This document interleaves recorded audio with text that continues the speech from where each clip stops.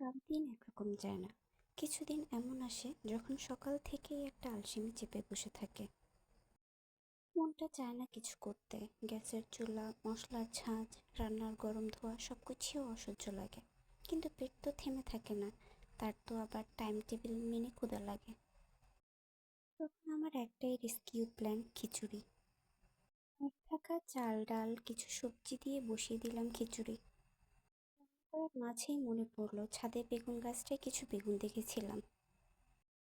ছাদে গিয়ে দেখি বেগুন গাছটা আজ বেশ ফুরফুরে মেজাজে আছে।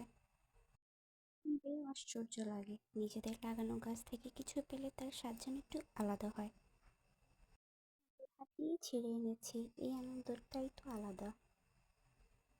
বেগুনগুলো যখন টুকরো করে ভাজা করলাম, তখন পুরো রান্নাঘরটা যেন অন্যরকম হয়ে গেল। এই গন্ধটা, আহ!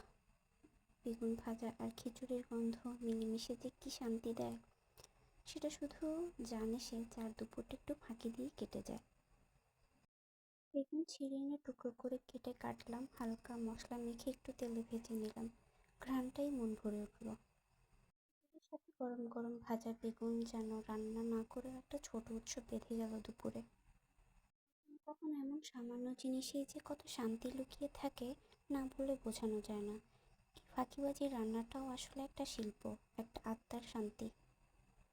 খিচুড়ি রান্না হয়ে গেছে, বেগুন ভাজাও তৈরি। একটা বড় পাতিল থেকে এক থালা তুলে নিয়ে পাশে বেগুনের ভাজা রাখলাম। আর তাতেই যেন রান্না না করেই রান্না হয়ে গেল এই খিচুড়িটা। যেন একটা দায়িত্ব নিয়ে নিজের কাঁধে তুলে নিল।